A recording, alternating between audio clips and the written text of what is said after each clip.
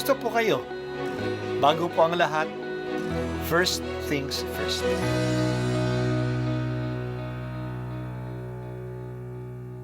Good morning po. Sinisimulan po natin ngayon ang first things first.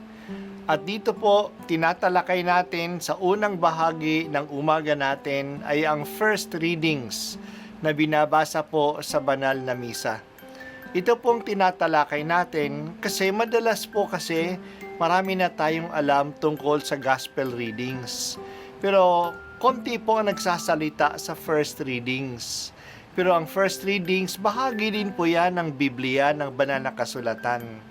Kaya susubaybayan po natin ang mga first readings, basahin po natin at kuminsan kailangan ng basahin ng 2 o 3 beses bago maintindihan kasi hindi po tayo sa familiar sa mga istorya at sa mga kaisipan na tinatalakay dito. Pagbasa mula sa unang aklat ni Samuel.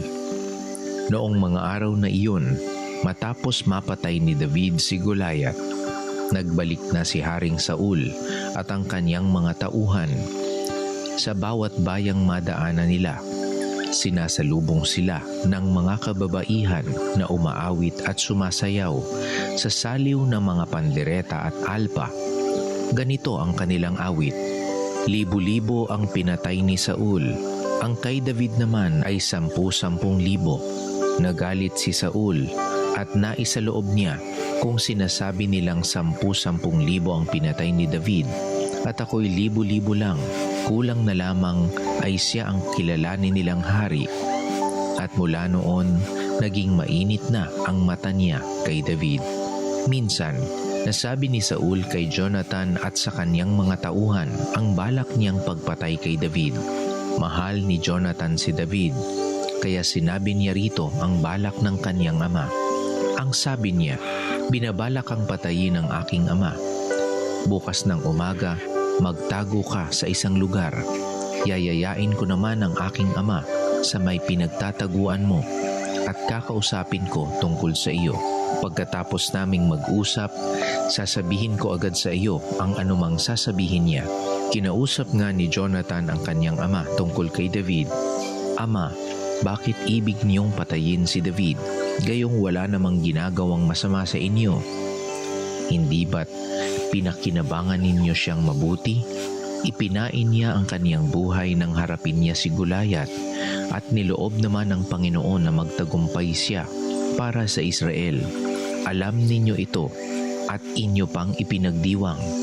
Bakit niyo siya papatayin gayong wala siyang kasalanan? Dahil dito, nagbago ang isip ni Saul. Sinabi niya, naririnig ng Panginoon, hindi ko na siya papatayin. Ang sagot na ito ng hari ay sinabi naman ni Jonathan kay David. Isinama pa niya si Jonathan sa hari. At tulad ng dati, pinaglingkuran niya ito. Ang salita ng Diyos. Salamat sa Diyos. Si David ay naglingkod kay Haring Saul bilang isang tagapagtugtog ng plauta kung depressed ang hari. Noong matalo ni David si Goliath, naging pinuno na rin si David ng army ni Saul. Palagi siyang matagumpay sa kanyang makikipagdigma laban sa mga Pilisteo. Dahil dito, kapag sila'y dumadaan ng matagumpay, si Saul at si David ay sinasalubong ng mga kababaihan na umaawit at sumasayaw. Libo-libo ang pinatay ni Saul, kay David naman ay 10,000. Ang awit na ito'y nagbigay ng pagkainggit kay Saul. Siya ay very insecure sa kanyang pagiging hari. Natatakot siya na ito'y mawawala sa kanya at sa kanyang pamilya. Pinagsuspitsahan niya si David na kukunin nito ang kanyang pagiging hari. Kaya binalak niyang ipapatay o patayin si David. Ito ay naranasan mismo ni David na habang siya ay tumutugtog sa hari isang araw, bigla na lang siyang sinibat nito. Mabuti na lang at nakailag siya. Maganda ang pagkakaibigan ni David at ni Jonathan, ang panganay na anak ni Saul. tinulungan nito si David upang malaman kung ano talaga ang balak ng kanyang ama.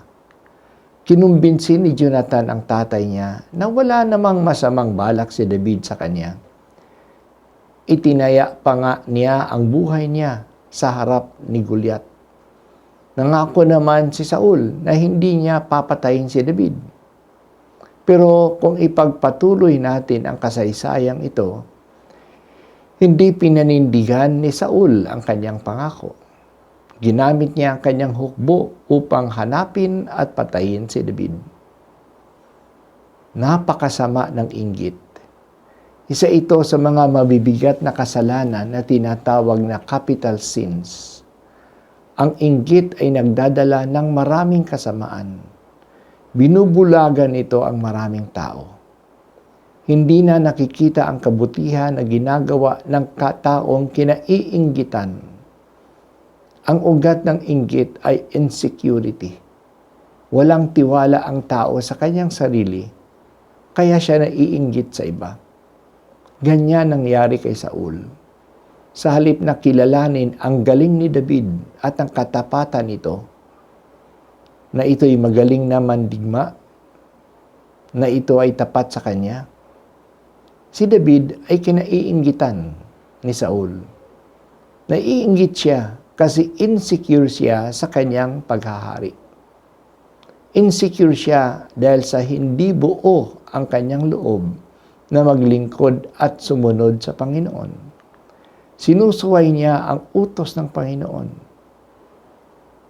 Kahit na si Jesus ay kinainggitan. Ang isang dahilan bakit si Jesus ay pinapatay ng mga punong saserdote at ng mga Saduceo ay maraming mga tao ang sumusunod kay Jesus at nininiwala sa Kanya. Naiinggit sila na hinahangaan at pinakikinggan si Jesus. Ganun na lang ang inggit nila sa Kanya na siya ay pinagbintangan at pinapatay. O Panginoong Diyos, ilayo mo kami sa kasalanan ng inggit. Sana po kilalanin namin, ipasalamat sa iyo ang kagalakan at ang kabutihan at kagalingan ng iba. Your gifts to others are also your gifts to us. We should be grateful at hindi dapat mainggit.